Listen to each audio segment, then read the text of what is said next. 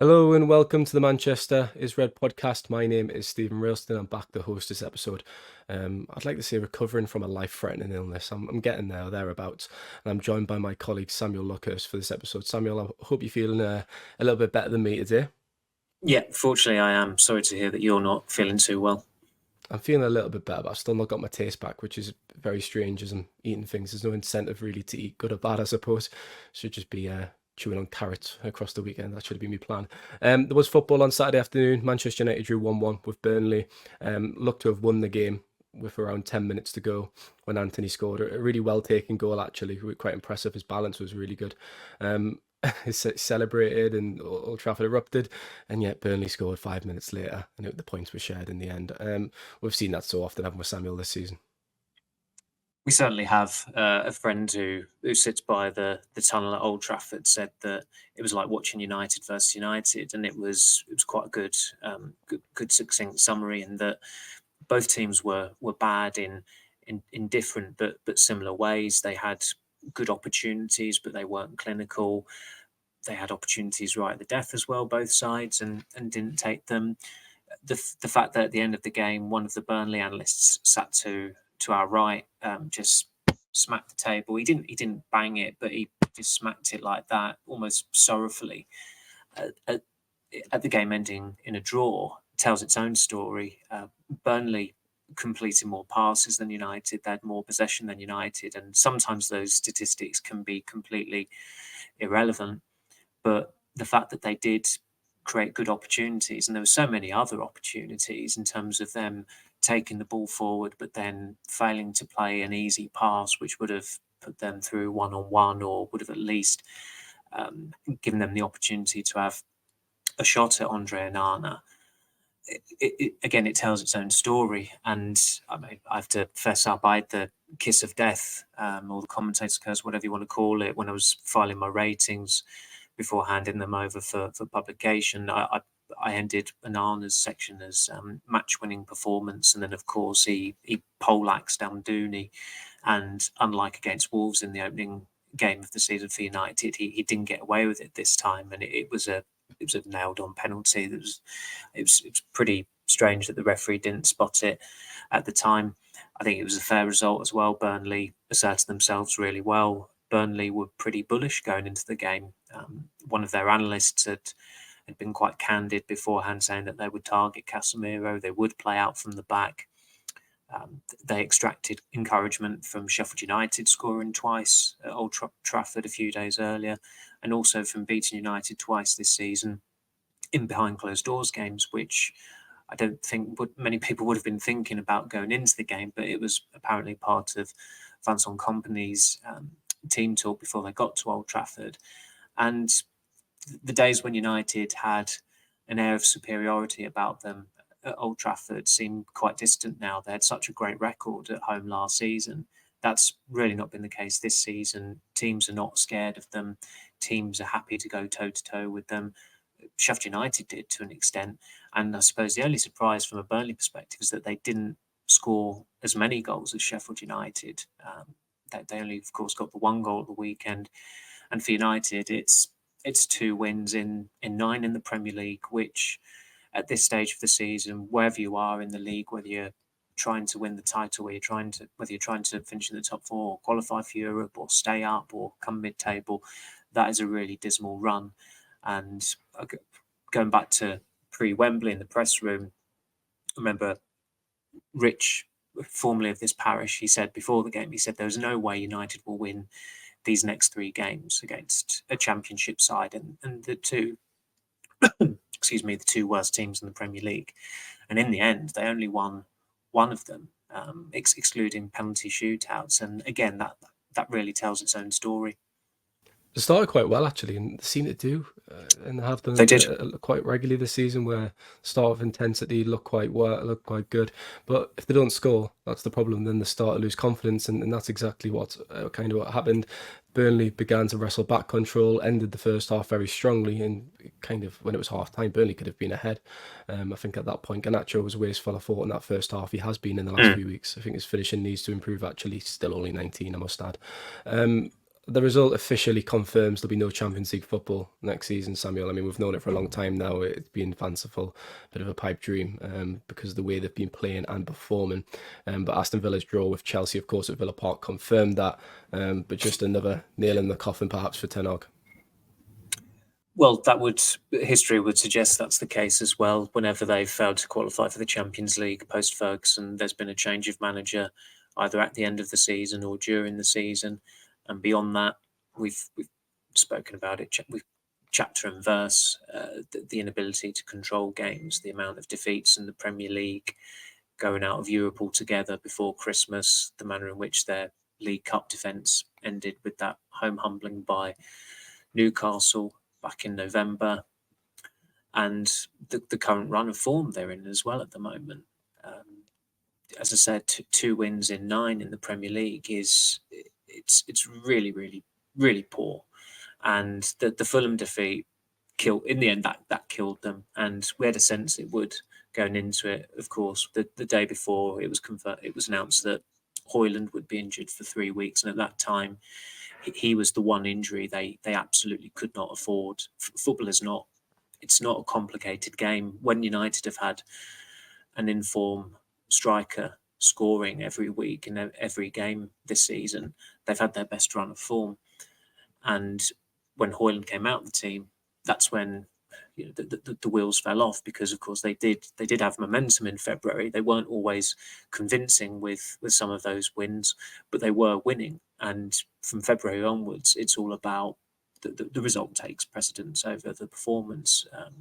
Of course it does. But just looking at it now, since that Fulham game, they've had 4 wins. And that's in 1, 2, 3, 4, 5, 6, 7, 8, 9, 10, 11, 12 games, 4 wins in 12. Forest in the Cup, Liverpool in the Cup, Everton at home in the league, and Sheffield United at home in the league. That's unacceptable. No two ways about it. And the galling reality that United privately acknowledge now is that they are bracketed with Villa, Tottenham, and Newcastle. And there's a chance that all 3 of those teams could finish above them this season. Villa will probably host European Cup football for the first time in 41 years. Since they won the European Cup in 1982, the only trophy they've won has been the League Cup in 1996, when it was called the Coca-Cola Cup. Tottenham have won 2 League Cups in the last 30 years, when it was sponsored by Worthington in the 90s and then Carling in the 2000s. And unfortunately for Newcastle, they've not had a major trophy since 1969. So this is the company United now keep. They are not among the elite in the Premier League. And last season, they finished above Liverpool. Now, points-wise, they're closer to Everton rather than Liverpool. And Everton only just, at the weekend, their victory against Brentford confirmed their survival. However people try and spin it, there's no getting away from it. This has been a really, really negative, poor season from United, particularly given how good last season was. I don't think any of us really expected their form to nosedive like it has done. I don't think it helps for the fans who have come home from Old Trafford after a Saturday afternoon, might have went out for a drink in Deansgate, and then they've came in, put match day on at 10:30, and the first thing that comes up after the highlights is Ten Hag in his interview, and he says, "I think we're one of the most dynamic and entertaining teams in the league." Really bizarre, the most dynamic comment, I think, Samuel. I mean, to be fair, they are entertaining. They are, yeah. Plenty of Unfortunately goals for them. guaranteed. They might raise heart pulses, I think, and it's like a basketball Yeah. contest quite often when you watch United. But in terms of describing United as one of the most dynamic teams in the league, I mean, you only really see that at Old Trafford if Manchester City, Arsenal, or Liverpool are visiting, don't you? I mean, they've scored 52 goals this season. That's the same as Bournemouth, Brighton, and Brentford. And they've definitely got more in common with kind of that mid-table fodder than they do title challengers, don't they? You're right, Stephen. I mean, you're so right that if you went to a press conference this week, you might not be able to ask a question with a view like that. But this is the reality, and we're reflecting reality. And unfortunately for Ten Hag, a lot of what he has said in the last 4 or 5 months, you just think why have you said that? Or what are you talking about? I mean, in terms of the entertaining aspect, he is right for the wrong reasons. In that there have been, I think, with the goal at the weekend, there've been, I think, 33 goals in the 80th minute and onwards in United's 90-minute games, and 18 have gone to the opposition, which is a huge problem. I mean, this has been a season where United have had 4 pulsating added time winners, climaxing, of course, with Ahmad's in the 121st minute against Liverpool. And I think Bayer Leverkusen have had a tendency to score late goals this season en route to winning their first Bundesliga title. But with United, they're nowhere near top spot or challenging for the title. They've not challenged for the title since they last won the title in 2013. And I thought what was telling about when that clip was posted by the Match of the Day Twitter account, it had about 100, I think it said 110 quote tweets and something like 1,000 plus. Did I say? Sorry, I think it was about 110 retweets and then something like 1,000 plus quote tweets. And when that happens, that's pretty much people wanting to ridicule it or revel in it or question it or try and draw more attention to the sheer, just the bizarre nature of the comment. And this is a manager whose maxim last season was good is not good enough, who was constructively critical quite often when United won games. And we sometimes raise our eyebrows at some of the things he was saying, but you'd think this is refreshing. This is what they need. They've got a manager who is striving to raise the standards, who won't accept United just being good. And you think they've absolutely got the right man in charge there.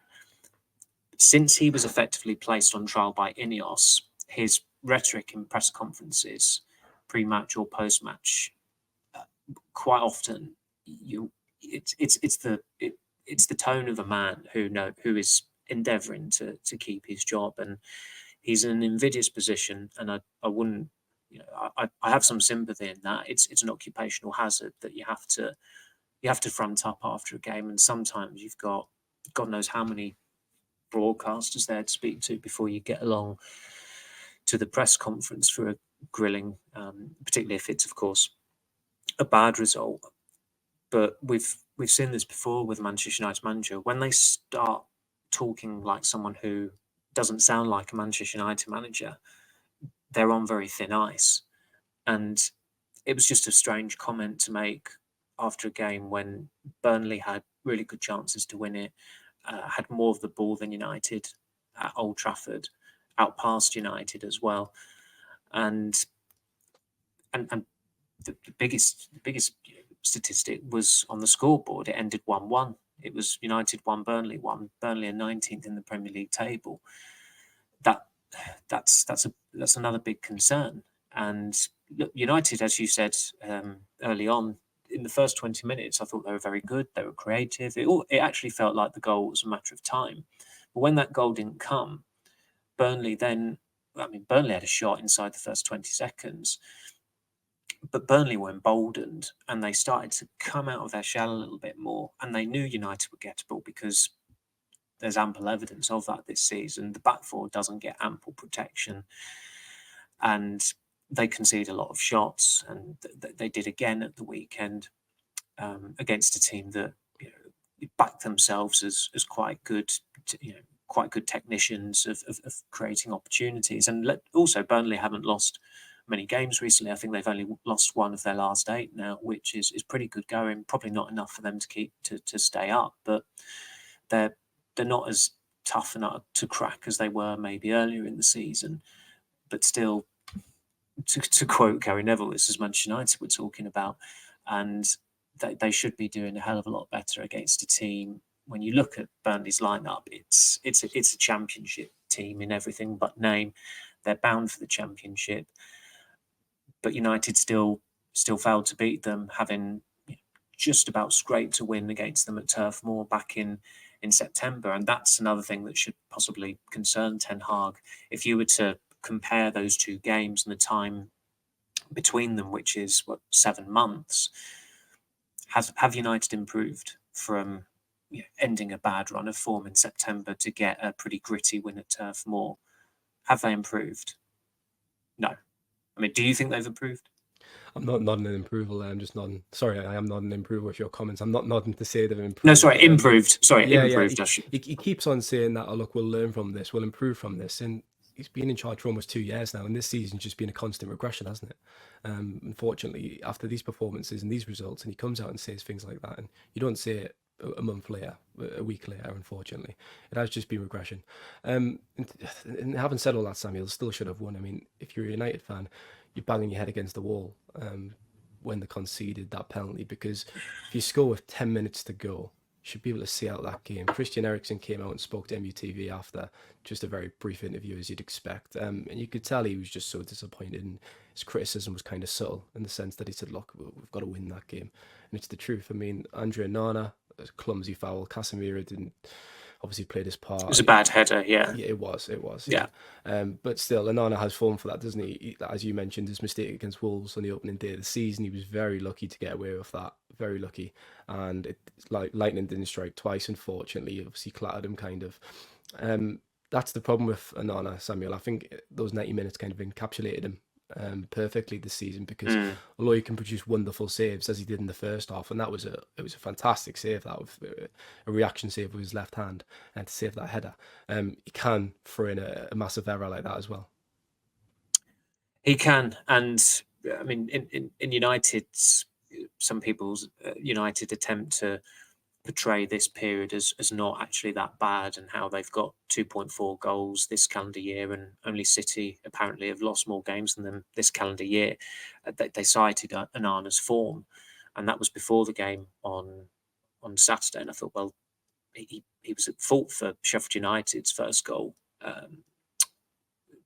in the week, and there have been a few savable shots he's let in recently. There was one at, pretty sure there's one at Bournemouth, wasn't there? I think it was Justin Kluivert. He got beaten far too easily at his near post, and of course he gave away the penalty at the weekend. I think February, March time he was playing better, but if it was Ten Hag of last season, he'd be saying good is not good enough. And unfortunately for Nana, twice last week he committed errors that led to goals. And his, as I said, he was in match-winning mode until that foul on Amdouni at the weekend. His save from Foster, the header in the first half, was one of the best saves of the season, given how close Foster was to him. The ricochet. Not only did he keep it out, he got the ball away from harm's way as well. He made another good stop from Foster in a one-on-one, even though the finish was a little bit meek, but it was good goalkeeping, undeniably good goalkeeping. And unfortunately, it was ruined by the error at the death. But again, the problems are way beyond Onana. I mean, if you're looking at what United need to do to reconstruct the team, reconstruct the squad next season, as flawed as his campaign has been, you're not looking at the goalkeeper and thinking they need to change there immediately. He is far too exposed. That back four is far too exposed, and there's clear mitigation for that with the injuries. But I think it was Neville who said it recently, and we've said it as well. They've had matches recently where, yes, they've had a lot of significant injuries, but they've also been only 2 or 3 players shy from fielding their best 11 pretty much. And at the weekend, I thought it was a mistake to name an unchanged team.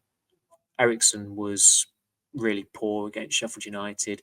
Anthony was fortunate to start, but he took his goal really well, as you said. So there was some vindication there for Ten Hag. But the midfield was not particularly robust. They got overrun.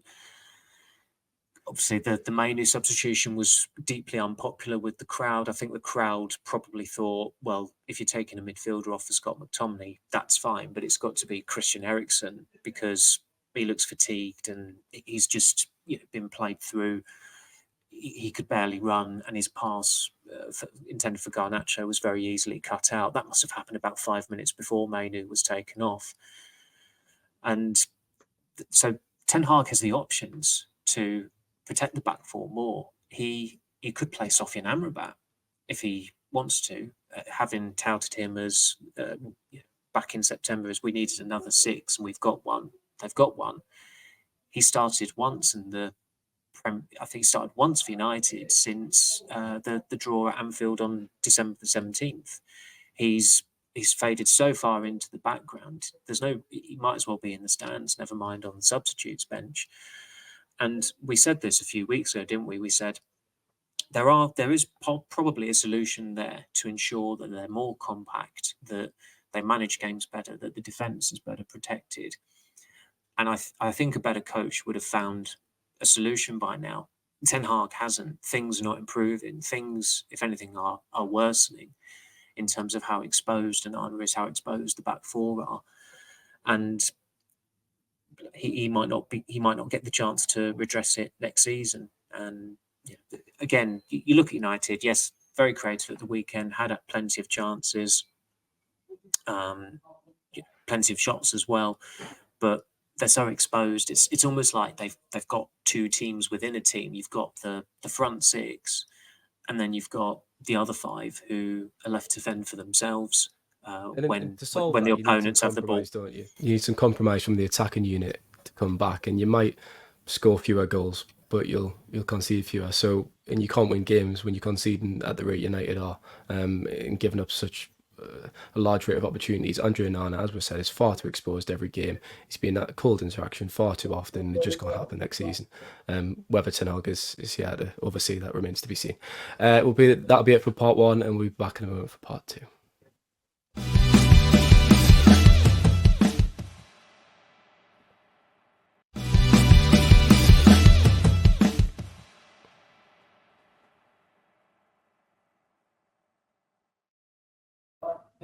We'll start off this part talking about Rasmus Hojlund and Samuel. It's probably worth discussing a bit further in his season so far. Obviously, just recently returned from injury and scored his first goal after that problem against Sheffield United last weekend. His performance was not great again on Saturday afternoon. His hold-up play isn't the best. He's not really getting into games. He's struggling at the moment. I think if he was holding up the ball and offering a bit more, people could be a bit more sympathetic. But also on the flip side of that, and this is why, I mean, I've said this a few times on the podcast as we've discussed him, but he's not getting the service.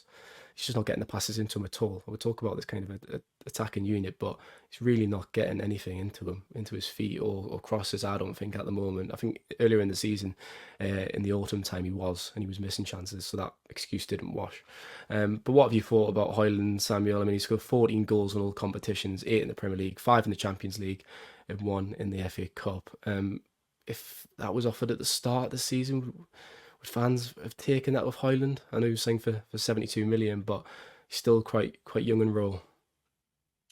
I think it would have been a surprise had he got 20 goals just because of how callow and unproven he was. And you come into that environment at United with the scrutiny and the pressure to spearhead the attack in a team that finished 3rd last season, where automatically the expectation is, okay, got to climb up the ladder. If you're going to climb up to 2nd, you might as well challenge for the title. That has to be the mindset. And United now give the impression that wasn't the mindset, which is a big problem, because that's unacceptable for a club of United stature. And they spent a hell of a lot of money on Hojlund, having said that they wouldn't spend more than £60 million on him. They went over that with the upfront fee. And regarding this current run or rut that he's in, I don't have a great deal of sympathy for him, because at the weekend, United created plenty of chances. In that first half, Fernandes hit the post. Anthony had a couple of opportunities. Mainu had a shot go wide. Eriksson had a shot just go narrowly wide. Garnacho skied one on the half volley. So that's 5 of the front 6 who had good opportunities. The one who didn't get a chance is the striker. Now, that's not just because they won't give him the ball. That's because he doesn't make the right runs, or he's got a lack of confidence. There's no doubt he's struggling for confidence at the moment. I know he got the goal against Sheffield United last week, but this period since he came back from injury, it's it's been his worst period this season, because at least during the games in September, October, and to a lesser extent November, uh, you could see the potential. He got goals in the Champions League. His performance against Galatasaray at home, particularly his second goal, that was a very singular finish, and there was plenty to get behind. And okay, you thought you've got to give him a bit of time, but when you're in the Man United maelstrom and you're a striker, you will be judged on how many goals you score. And in fairness to him, he's got as many goals now as Dimitar Berbatov got in 2008-9. Berbatov was a club record signing, and he'd spent 2 years in the Premier League doing very, very well in a pretty decent Tottenham team who actually did win something as well. So that's how tricky it is to go into the Man United dressing room as a striker. The pressure takes its toll on even a Premier League proven quality player, firmly established player who was in his late 20s at the time, as Berbatov was, never mind someone who joined the club as a pretty raw 20-year-old in the summer, as Hojlund was. And as we've said plenty of times, the planning was just not good enough in the summer, because they thought, we'll bring him in and Anthony Marshall is the backup striker, without really giving enough serious consideration to the fact that, one, Marshall's goal-scoring record in recent years has been dreadful. Even worse has been his injury record. He played in 28 games out of 62 last season. You cannot rely on him. He's already nearly 4 weeks behind on his scheduled comeback from groin surgery. And also during pre-season, when people at United were discussing what they would do with Hojlund, they said there'll be some games he starts up front, there'll be some games where he won't start up front, and Rashford can play. It was Rashford who was named. It wasn't Marshall. And Rashford, as we know, is not a striker. And this season, he's gone to pot, just full stop. Wherever you play him, United have struggled to get a tune out of him. So it was a mistake. I maintain it was a mistake to sign an unproven striker in the summer. It was a mistake to think that Anthony Marshall could be relied upon this season. The only slack you can cut United's way is that I don't think anybody really foresaw Rashford's form falling off a cliff like it has done. He can blow hot and cold, and I think that's been borne out this season. He's been very, very inconsistent in the last 3 or 4 years in terms of his performance level over the course of a season. But having scored 30 goals last season, there'd have been very few people who'd have predicted he would have 8 goals going into May this season, and that he'd be disciplined twice by his manager, and social media posts would be coming from his account at midnight. It's been an eventful season for him for all the wrong reasons. And I've said so many times that Hojlund has been overexposed. And look, when it was working great, in February, he was in a really good run. He does keep going. He tries his heart out. He got a goal against Sheffield United last week he kept on going. And it was a really good run he made as well. It was brilliant from Fernandes, who he had a little look and then he played the ball in exactly the right area, and Hojlund was very quick to point to him. But Hojlund, we're not seeing him make enough of those runs, I don't think. And too often at the weekend, he was dropping too deep. See, Samuel, I think he does. There's sometimes when I spot a run from Really? Hojlund, and not all the time. I think it is fair to be critical of quite a bit of it, but there is times when I don't think he gets the service, and I think that's a huge element. I think there was a stat after that game of the weekend where Andre Onana had actually passed the ball to him most of any outfield player. That's just incredible. That is absolutely a problem, and I agree with you. There have been times this season where we've seen a player, usually Rashford, go down the left, and he's not played the ball at the right time. And Hojlund and him have bickered a few times as well over Hojlund not getting the ball. And unfortunately, the tone was probably set on Hojlund's first start for United against Brighton, when Rashford needlessly overplayed it, took the ball out, and Hojlund scored, VAR checked it, and the goal was chalked off. And then Hojlund had to wait another 3 months to get his first Premier League goal. I say wait, he had plenty of opportunities to score before then. But thinking about it now, that was crucial, that moment, for both players, in that it was almost as if they got off on the wrong foot, because there was definitely some bickering going on between them that day. I recall, and United got thumped 3-1 by Brighton, and at the time it felt like Brighton are the bee's knees, and it turns out that Brighton's season peaked probably with that performance and that victory against United all the way back in September. But at the weekend, I thought Hojlund was dropping deep too often. And when a striker drops deep, more often than not, it's because it's born out of frustration. They don't feel as though they're getting the ball enough, so they want to get on the ball more. And then they're trying too hard, and then they're further away from goal, and thus they're not going to be a threat to the opponent's goal. And I thought it was telling as well that when it came to the double substitution and Hojlund's number went up, I wondered, are they going to turn here? Because they did when he was brought off against Brighton, and they did when he was brought off against City. There were loud boos when Hojlund was removed in those two games. At the weekend, when he came off for Ahmad, there was an acceptance from the crowd. It was an acceptance of he's not done it today, and we need someone new up front. Ahmad's popular, of course, after his goal against Liverpool, and when he comes on, he tends to do quite well for United. And then, of course, the irony is that there were boos, and it was Firmino going off, not Hojlund going off. So it didn't feel like it was one of those games where I actually understood as it's not great when you're taking a striker off at 0-0 and you're putting someone on who's not a striker. And Ten Hag he used Ahmad there in his first pre-season. I think when he brought him on against Rayo Vallecano at half-time, and he scored quite quickly after coming on. But nobody really looks at Ahmad and thinks he can double as a striker. We'd like to see him on the right wing, but that hasn't happened from the start, full stop, under Ten Hag. But certainly at the weekend, although it's not a like-for-like replacement, there was an understanding that, okay, United need something a bit different up front because Hojlund wasn't getting anywhere.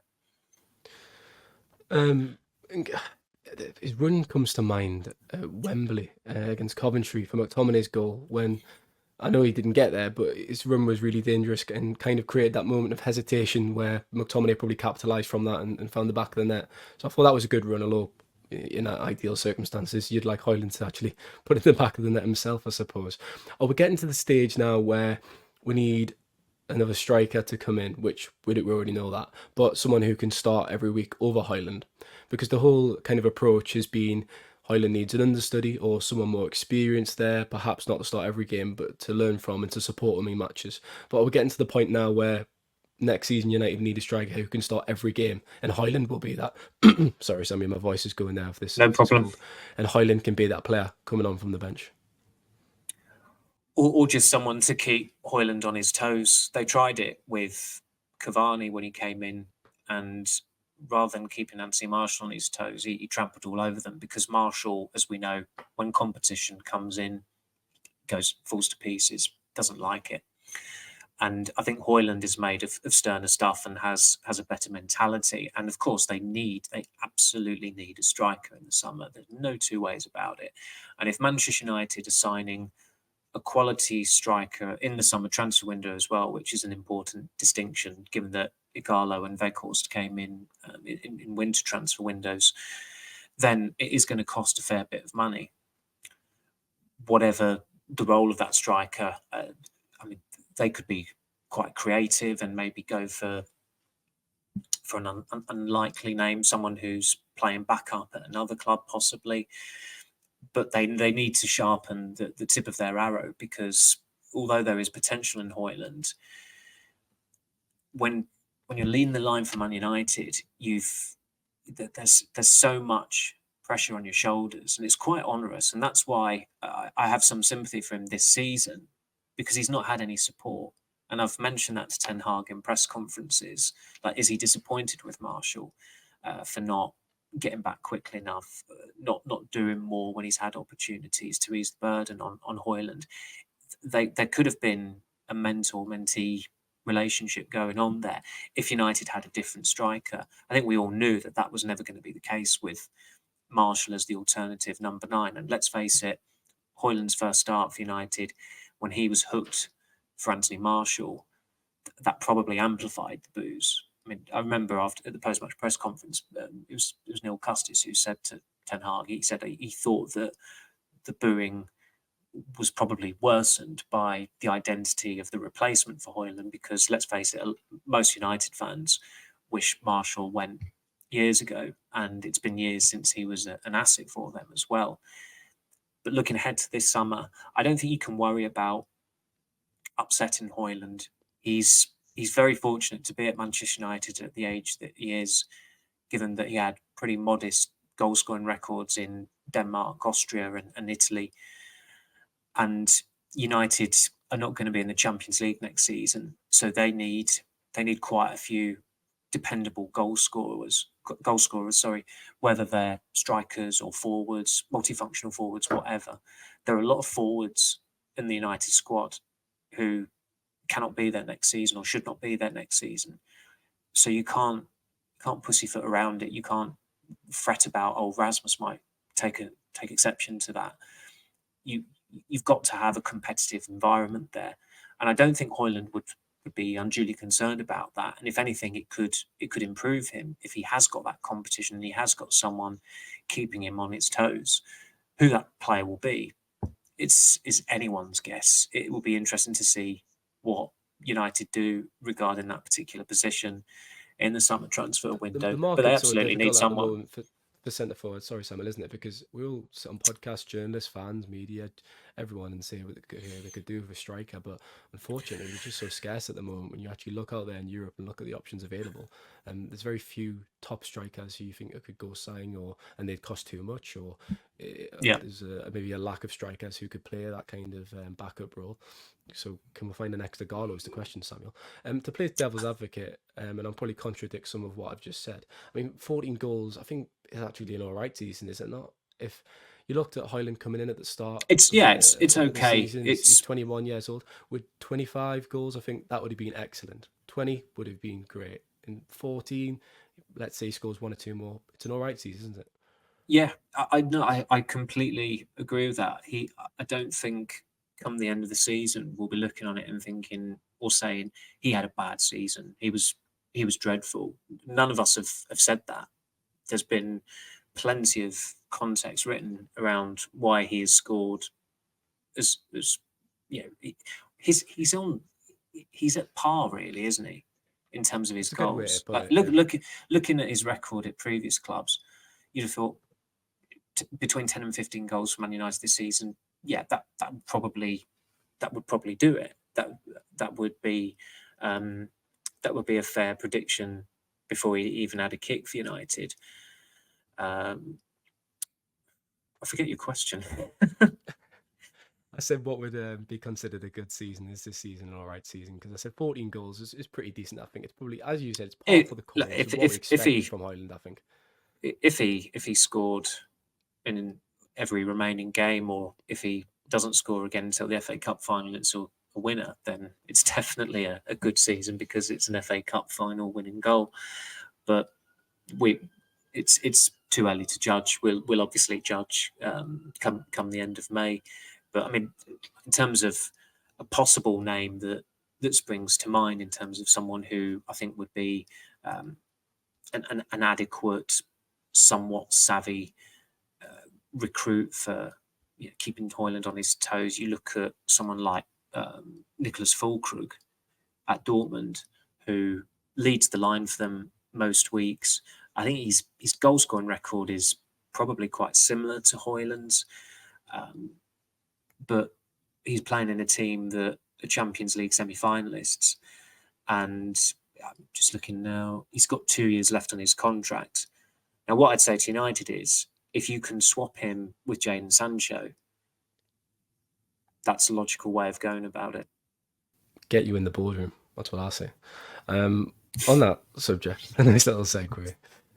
What do you think is the view of Sir Ratcliffe at the moment? He's been co-owner for a couple of months now. Jason Wilcox has been installed as technical director. He's been present at a few games. He was at Leigh Sports Village for the Under-18s Cup final, and he was at the Burnley game on Saturday. What do you think they are thinking right now with the performances, where United are at, and Ten Hag's future? Okay. I mean, I'd rather not go down the route of educated guesswork, but they can't be happy with it. How could they be happy with it? Look at where United are in the league table. Look at their form. Look at their performance in Europe this season. The meek manner in which they went out of the League Cup to quite a rather, was it heavily rotated Newcastle? Would you have said that that night, First or string Newcastle reasonably side, I think. rotated? Yeah, Yeah, exactly, heavily rotated is exactly. very, very fair. Yeah, Good line. exactly. And of course, they've got the FA Cup final, and there'll be a sense of occasion about that. And a manager getting into 3 finals in 2 years is not to be sniffed at. But it's that cliche. The bread and butter is the league form. That is the reliable gauge of where a club is at, how they're performing. You can fluke it in cup competitions. We saw it with Liverpool in 2005 in the Champions League, with Chelsea in 2012 in the Champions League. Portsmouth, when they won the FA Cup in 2008, was so lucky. They had huge luck in just about every game they played, but their name was written on the cup that year. I mean, United absolutely battered them in the quarterfinals and should have had a penalty early in the first half, and then Portsmouth got a penalty in the second half, and they managed to hang on. Goal line scramble that day as well. I remember with Michael Carrick. Sometimes your luck is in with a cup run, but it's not a reliable gauge of where a team is at, no matter how much others may try and push it to the foreground and make it as prominent as possible. Ultimately, when you look at the Premier League table this season, United have lost 12 games out of 34. They've only won 16. Ten Hag has said quite a lot recently how they've been scoring quite a lot of goals this year. Again, he's talking about this calendar year. A season starts in August, and I know they had issues in August, but you can't just judge them on this calendar year. You've got to judge them on the whole season. And it goes back, as I said, to the poor planning of the summer, in that they signed an unproven striker for £72 million. They thought Anthony Marshall was sufficient backup. Okay, Rashford has let them down this season. But you said it yourself, they've scored as many goals as Bournemouth. Looking at Newcastle below them, Newcastle have scored 22 more goals than United, which is staggering. I had no idea that they'd outscored United that much. And at the other end, they've conceded 51 goals, which is, they're in danger of ending the season with one of their worst defensive records in decades. There's a chance they could have a worse record than 2 seasons ago. The goal difference has been in the minuses, or just +1. It's only been +1, I think, 3 times over since Sheffield United. 3 game days. Yeah. So I mean, they're on 1 now, but Manchester United should have a better goal difference than bloody 1, shouldn't they? It's very disappointing. During Samuel's answer there, if you are watching on YouTube, not on podcast form, a dark shadow came across the MEN office, and he briefly looked like a Bond villain. So take from that as you wish from the second. I think some might think that's a suitable role that I'm playing at the moment. But I'd take exception to that. But and we'll be back in a moment for part 3.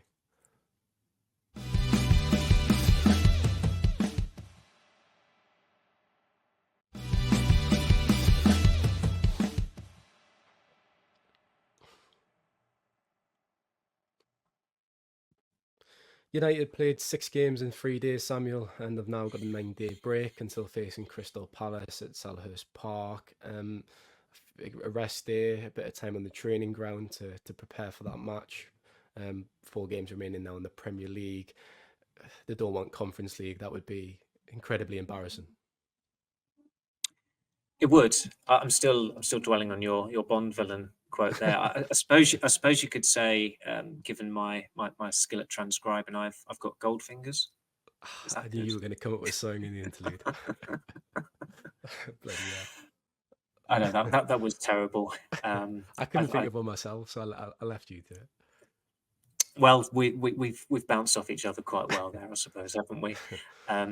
I think I forget again your question. Or was it something like they've got a 9-day gap? What can they do? Basically, obviously Crystal Palace on the horizon. I mean, the season's only got a few weeks left now. In terms of their finishing position in the Premier League and who they've got left to play, obviously Arsenal at home. Crystal Palace are in good form as well. That won't be an easy game at Selhurst Park. But when you look at the table, there's potential they could play Conference League next season, or Europa League, of course. If they win the FA Cup, that would be an easier route into that. But Conference League would be an embarrassment. No Manchester United fan wants to see the club in that competition, and you'd rather them just be out of Europe altogether, wouldn't you, than be in that.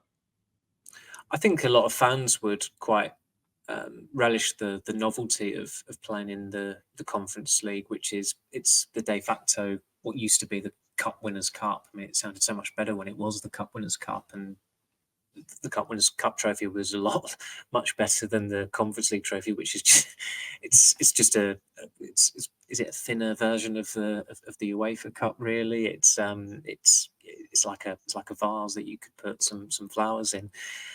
But I think that I think a lot of United matchgoers would be keen to still be in Europe. And well, I thought that, Samuel, because if you're a West Ham or a Newcastle, you're excited for those kind of trips. But every fan that I've talked to about that have said we don't want to be in Conference League. I'd rather just be out of Europe. Yeah, I don't doubt that the majority would say just get out of Europe. Let's focus on the league and climbing the league table. And there's absolute merit in that.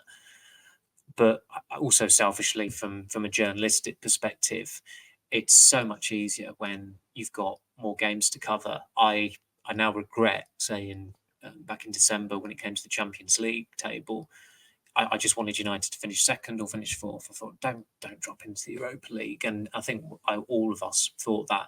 But when it comes around and you've got these spare midweeks and the weeks are not broken up by a midweek match, and you've not got the press conference or a European game, and the coverage around those games is not particularly interesting, to be honest. The interest in pre-match press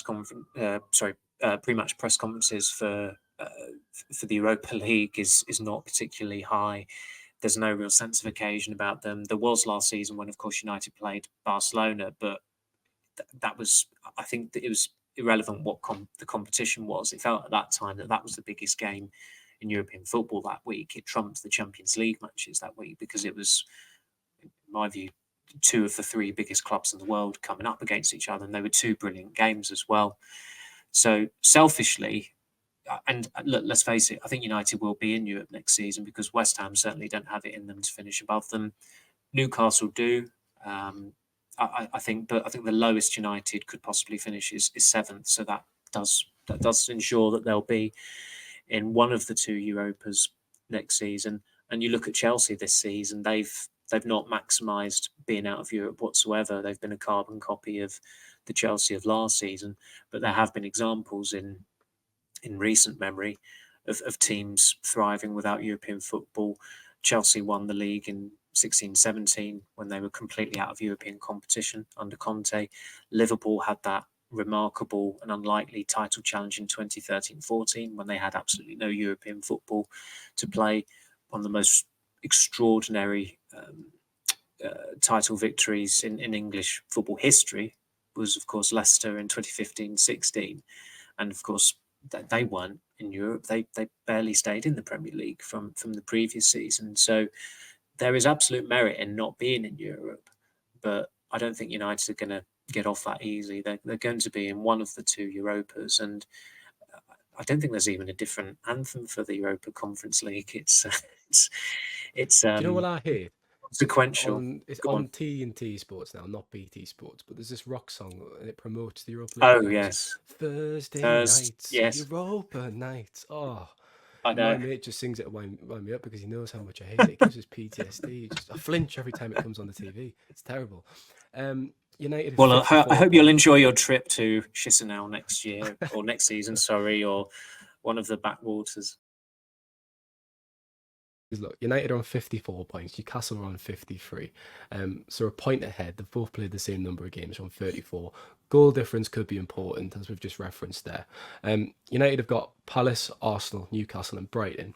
They've got Arsenal and Newcastle both at home at Old Trafford. Now, you look at those fixtures. from a Newcastle perspective, that is their cup final for the rest of the season. United are in an actual Yeah. cup final, of course, or in the FA Cup final, but Eddie Howe's team, that is their game. That really matters now from now until the end of the season when you look at the table. That'll be massive in deciding Europe. But when you look at how Newcastle performed away from home, Samuel, they've only won 4 games this year, which gives United hope of This prevailing. season That or this year? Sorry, Stephen. this season, sorry, I should clarify. Yeah, They've been really that's poor right. away from home this season, so that Mm. gives hope. That gives United hope of actually emerging from that result for a positive result. I did think that, certainly looking at Newcastle's fixtures, I mean, Burnley, Burnley, as I said, have not lost many games recently, and they absolutely need to win on, is that Saturday, I take it? They're going to Turf Moor, Newcastle, I think. So I wouldn't be surprised if Newcastle drop points there. I think Brighton at home, you look at the state Brighton are in at the moment, and I mean, it'd be a brave big club to give Roberto De Zerbi the job based on one exceptional season with Brighton. I mean, he's been almost a mirror image of Ten Hag. One very good season, one very, very bad season. Going off Brighton standards, I don't think any of us thought that Brighton would possibly end in the bottom half of the table, but that's where they are at the moment. And of course, the United game, there will be something riding on that, I think, in that penultimate midweek fixture. And I mean, you've said it yourself this season that sometimes it brings the best out of United if it's an evening game, and that, of course, will be an evening game, but that might also bring the best out of Newcastle. They'll have a good following, as they always do at Old Trafford, and they'll be up for it. And I suspect they'll, as I said, I think there'll be something riding on that game in terms of Newcastle could be ahead of United, or United are ahead of Newcastle, but if whoever wins, that could decide who finishes 6th and who finishes 7th. Because watching Arsenal yesterday, I think, as Klopp said, Klopp said that if United play the way they did against Liverpool, then Arsenal will beat them. And Arsenal were really, really impressive at Tottenham yesterday. I thought what they showed particularly impressive mettle in the second half, when after those 2 bad errors by Raya and Rice, they didn't look like conceding. It was almost as if there were just 2 really poor moments in that second half. It wasn't bad game management, it was just bad mistakes by 2 individuals. And after that, they regrouped immediately. And you look at Arsenal and the players in that team and how well drilled they are, their body language, the way they conduct themselves. They are a proper team, and they have been for quite some time now under Arteta. And I know I'm not saying anything revelatory there, but Arsenal have not won at Old Trafford in the league with supporters present since 2006, and there's a very, very good chance that run will end in May, because they're a really top side. I think that the fact that people were not so much surprised, but certainly there'd have been disappointment at Arsenal that they didn't get past Bayern Munich in the Champions League. That gives you an idea of where they're at, and they've improved on last season as well. Arsenal, they were unfortunate. They were slightly unfortunate to lose at Old Trafford at the start of last season when they got done on a couple of breakaways by United. But if you're looking at those 3 Ten Hag Arteta games, Arsenal have probably been the more impressive side in all 3 of them. They've got a kind of grit and steeliness and determination about them this season, don't they? That I don't think they had last year, which is probably just experience and know-how, and maybe a little bit of scar tissue that helps that. And Rice coming in as well, definitely. Fantastic signing. Should we end the podcast then by giving a quick mention to another rival manager, Samuel, Jurgen Klopp? Because I think he is cracking up at the moment. Well, Ten Hag's eras can come to an end, and he certainly contributed to Klopp's era ending on a sour note. You just look at the form column for Liverpool since Ahmad dumped them out of the FA Cup. A packet of fruit pastels, isn't it, without the green ones in? I don't even know where to begin there. That analogy, I'm struggling to make head or tail of it. I'm going to have to process that for a while. But it's there's the fact that United's games recently have been soundtracked to Jurgen's cracking up. It shows that their United season, league season, is is a write-off, and the fans, all they care about is the FA Cup, and rightly so. But also, so the light's back on me now. I'm maybe You're not one of chosen the now. one of the. I'm not one. I've got a halo over my head. I'm not a spectre agent anymore. But it's, yeah, as I said, it is quite. It's actually quite funny how Liverpool. Well, you probably heard the chant at Goodison last week after Everton won 2-0. You lost the league at Goodison Park, and like 5 years ago when they dropped points at Everton and United, and it cost them the title. It's happened again. So, fair play to Ten Hag. His era might be about to end, but he's ensuring that Klopp's is ending on a bum note. I think they're filming a documentary, aren't they, for Klopp's farewell season. I wonder if on the final scene it'll just end with Ahmad's goal hitting the back of the net and cut scene. That'll be it, and they'll just end the documentary then. Nothing else happened after that. It probably accounts for why he's always, it's almost as if he's got an earpiece in and someone's saying, "You're on camera now," and he's grinning like that full beam smile. Just why? Like, Jared Branthwaite scores. Yeah, it's a full beam smile. There are no two ways about it. Could have made a Jaws reference there from Bond, but we'll end there. We missed that opportunity. Thanks for your time, Samuel. Thank you, Stephen. And thanks to the listeners. I hope I've been in all right form considering my life-threatening illness, which is COVID. Fine form. Fine, Fettel, definitely. Have a great week, and we'll be back on Friday. Thank you. Take care.